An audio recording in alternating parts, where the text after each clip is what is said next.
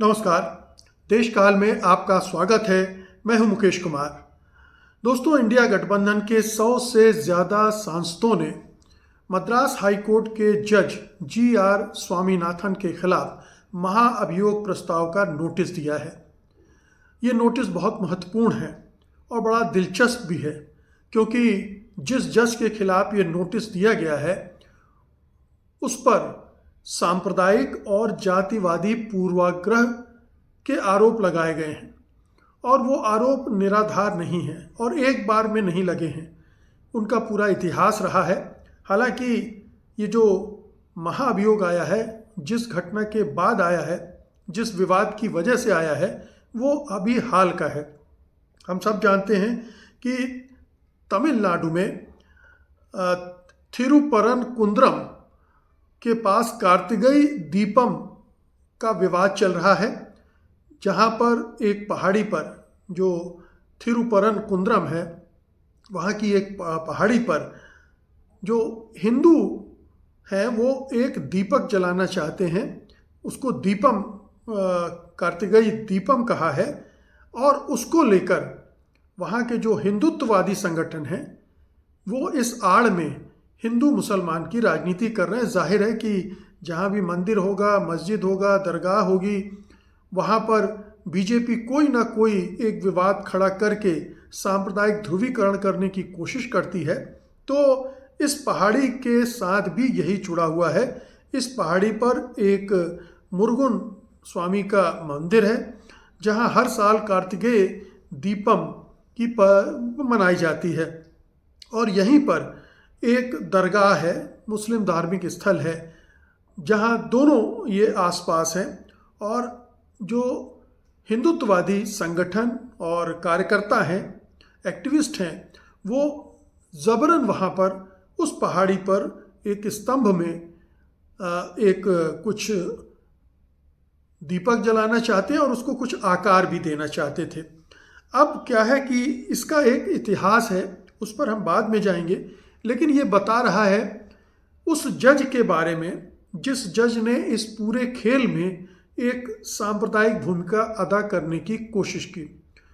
ये जज GR स्वामीनाथन है, जो कि मदुरई बेंच में है, और इन्होंने लगातार इस फैसले में हस्तक्षेप किया और हिंदुत्ववादियों के पक्ष में फैसले दिए। यही है आधार महाअभियोग का भी, जो कि इंडिया गठबंधन की तरफ से दिया गया है। मुख्य रूप से तमिलनाडु की जो सत्तारूढ़ पार्टी है DMK, उसने इसको लीड किया है। जाहिर है कि वो चूंकि वहाँ सरकार में है तो वो लीड करेगी। ये जो विवाद है ये 1923-31 में भी ब्रिटिश कोर्ट और प्रिवी काउंसिल ने इस पर फैसला दिया था कि पहाड़ी मंदिर की है, लेकिन दीप जलाना से वहाँ सांप्रदायिक तनाव बढ़ सकता है। अब ये तकरीबन 100 साल पुराना विवाद है, जिसे हिंदुत्ववादी खड़ा कर रहे हैं, और जो दरगाह वाले पक्ष हैं वो इसका विरोध कर रहा है। अब इसमें हाल में क्या हुआ ये भी समझने की ज़रूरत है। हिंदू याचिकाकर्ताओं जैसे राम रविचंद्रन हैं को दीपथून पर दीप जलाने की अनुमति दे दी थी इन जो जज महोदय हैं उन्होंने, और उन्होंने ये फैसला सुना दिया था कि इसको वहाँ पर इजाज़त दी जाए। लेकिन असल बात क्या थी कि वहाँ के स्थानीय लोग पर्यावरण कारणों से इसका विरोध कर रहे थे। इससे पहाड़ी पर आने जाने से उस पहाड़ी की जो वनस्पतियां हैं वो प्रभावित हो सकती हैं, और सांप्रदायिक तनाव तो बढ़ेगा ही, ये सब जानते हैं। 2017 के मद्रास हाईकोर्ट फैसले में भी इसको रेखांकित किया गया था, लेकिन इन जज महोदय ने उसको उलट डाला था। ये इसका वो मामला है पूरा। और चूँकि तमिलनाडु सरकार ने इसका विरोध किया था, जब इन जज महोदय ने फैसला सुनाया तो वो खंडपीठ के पास गए, बड़ी बेंच के पास गए, और वहाँ से फिर मामला होते हुए सुप्रीम कोर्ट तक पहुँच चुका है। तो जज जस्टिस GR स्वामीनाथन इसमें ओवर रीच कर रहे हैं। वो कंटेम्प्ट ऑफ कोर्ट की धमकी दे चुके हैं और बल्कि वहाँ के 2 प्रमुख अधिकारियों को बाकायदा बुलाकर धमका चुके हैं। ऑनलाइन सुनवाई के दौरान कहा है कि वो उन पर कार्रवाई करेंगे। अब ये प्रक्रिया तो चलेगी महाभियोग की जब तक चले। आपको मैं एक चीज़ इसके आगे बढ़ने से पहले याद दिलाना चाहता हूँ कि इस तरह का जजेस जो जज हैं, ख़ासतौर पर हाई कोर्ट के लेवल के जज हैं, कई और ऐसे मामले आए हैं जिनमें उनके सांप्रदायिक और जातिवादी पूर्वाग्रह देखे गए हैं। उनमें आपको याद होगा इलाहाबाद हाई कोर्ट के जस्टिस शेखर यादव थे, जो विश्व हिंदू परिषद की एक मीटिंग में हिस्सा लेने गए थे और वहाँ पर उन्होंने इस्लाम के बारे में, मुसलमानों के बारे में बहुत ही घटिया टिप्पणियाँ की थी, जिसको लेकर विवाद हुआ था। सुप्रीम कोर्ट तक मामला गया था और उन पर भी महाअभियोग का नोटिस विपक्ष ने दे रखा है। तो ये दूसरा मामला है मुश्किल से साल भर के अंदर जिसमें इस तरह की चीज़ उठ रही है।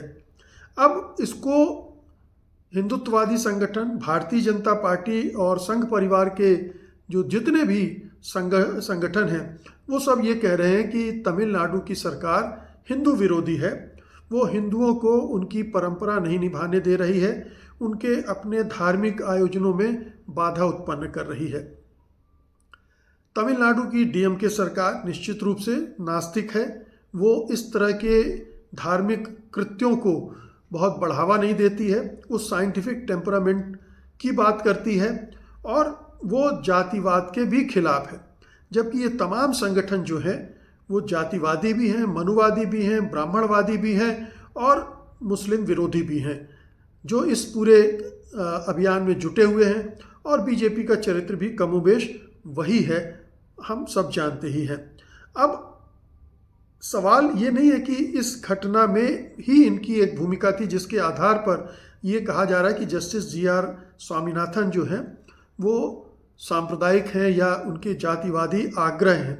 इसका एक लंबा इतिहास है और काफ़ी लोग इस पर बोल चुके हैं और उसके बाद ही उन आरोपों के आधार पर ये सिलसिला बना है। तो ये जो थिरुपरनकुंद्रम दीपम विवाद है, इसमें जस्टिस स्वामीनाथन ने 1 दिसंबर को 49वें इसके फैसले में हिंदू भक्तों को दरगाह के पास दीप थून पर दीप जलाने की अनुमति दी, CISF सुरक्षा के साथ। अब आरोप यह है कि हिंदू पक्ष को अनड्यू फेवरेटिज्म दिया, मुस्लिम पक्ष को नज़रअंदाज किया, ये उन पर आरोप है। और दीपथून शब्द 39 बार इस्तेमाल करके उसे परंपरा से जोड़ा। महाभियोग में इसे एक्सट्रीमिज्म को बढ़ावा और सेकुलर फंक्शनिंग का उल्लंघन बताया गया है। तो ये पहला ये दीपम विवाद जो है उससे जुड़ा हुआ है।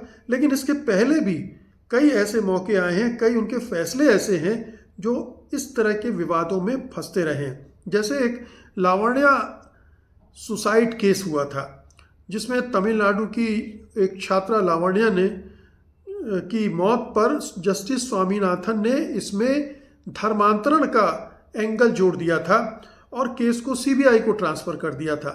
CBI ने जब जांच की तो पाया कि वहाँ कोई जबरन कन्वर्जन नहीं हुआ था। ये जाहिर है कि कम्युनली चार्ज नरेटिव से परिवार को इररिपेरेबल लॉस पहुँचा, हार्म पहुँचा, क्योंकि पूरा माहौल हिंदू मुसलमान का बनाया गया, हिंदू ईसाई तनाव भड़काया गया और इससे ये साबित हुआ कि कैसे वो हिंदुत्ववादियों के साथ मिले हुए हैं, उनके लिए खेल रहे हैं। फिर देखिए RSS के इवेंट पर उन्होंने क्या कहा। एक RSS की इवेंट हरियाणा में हुई थी। उन्होंने कहा कि संविधान को जीवित रहने के लिए भारत की डेमोग्राफिक प्रोफाइल ज़रूरी है। अब ये डेमोग्राफिक प्रोफाइल अगर बदली तो संविधान खत्म हो जाएगा। भारतीय धर्म वाले ही लोग इसे बचाएंगे। अब ये साफ साफ कह रहा है, साफ साफ हिंदू बहुसंख्यकों को बढ़ावा दे रहा है और मुसलमानों ईसाइयों के खिलाफ इसमें पूर्वाग्रह आप देख सकते हैं।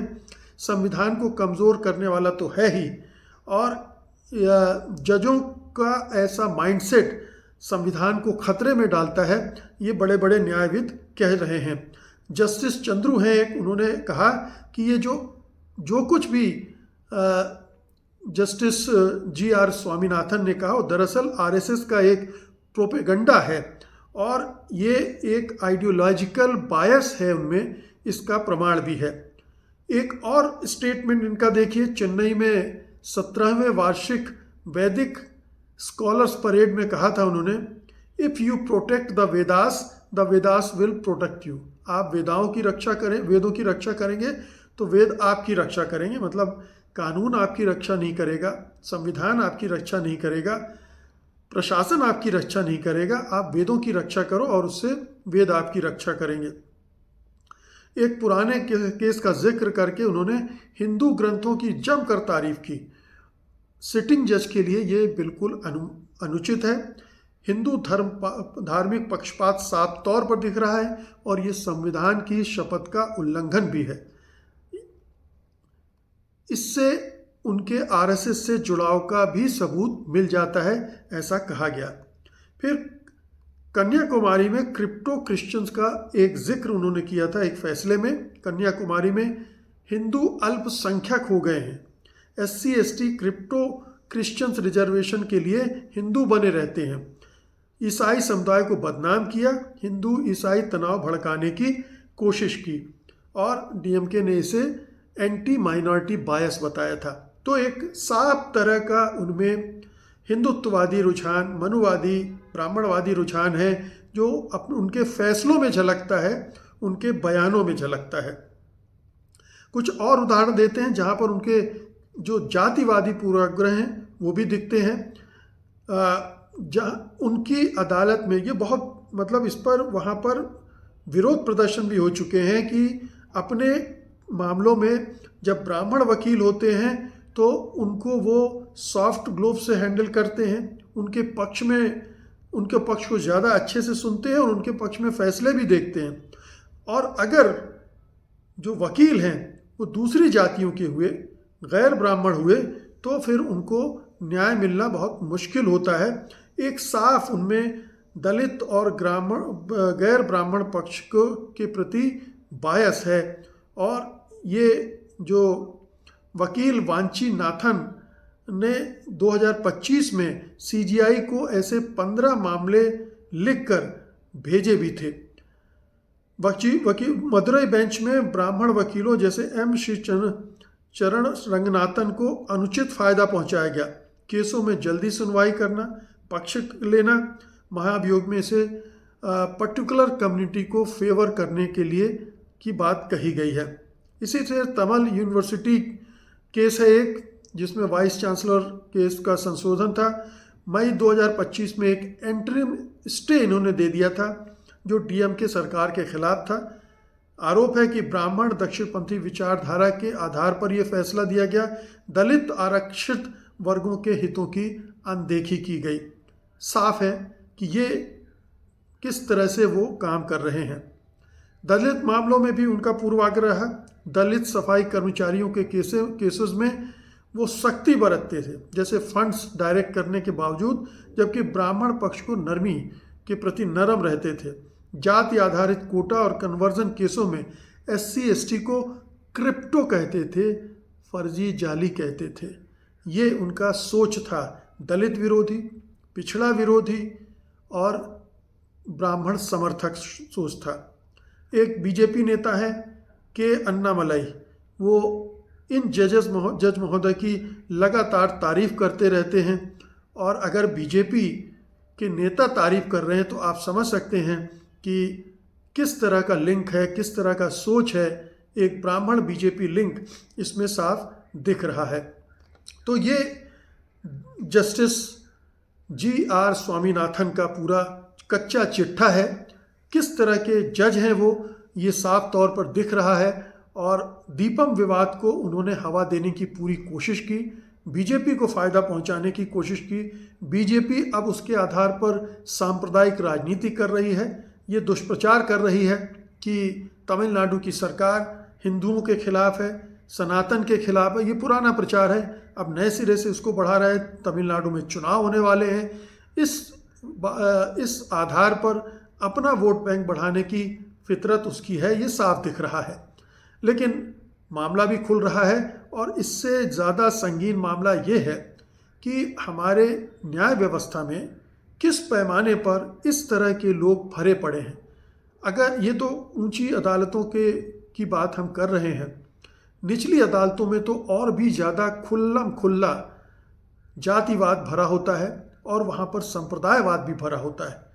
ये तो तमिलनाडु है, जहाँ पर एक डीएमके जो द्रविड़ राजनीति है उसमें ब्राह्मणवाद कब का हाशिए में फेंक दिया गया है। इसके बावजूद वहाँ इस तरह के लोग वहाँ की न्याय व्यवस्था में घुसपैठ करते हैं, और फिर जो सांप्रदायिक राजनीति है, जो ब्राह्मणवादी राजनीति है, उसको समर्थन देते हैं, सहयोग देते हैं, आगे बढ़ाते हैं।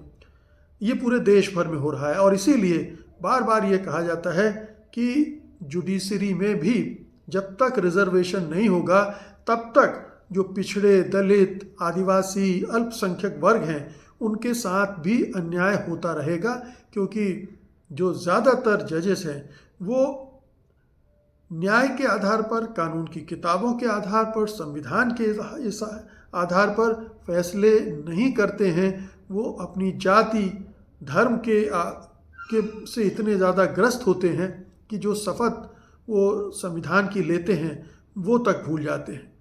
अब देखना यह है कि जस्टिस शेखर यादव के मामले में क्या होता है, जस्टिस स्वामीनाथन के मामले में क्या होता है, और क्या ये महाभियोग उन जजेस को डराने में कामयाब होता है जो इस तरह की गतिविधियों में संलग्न होते हैं, इस तरह की संविधान विरोधी और कानून विरोधी हरकतें करते हैं न्यायपालिका में बैठकर।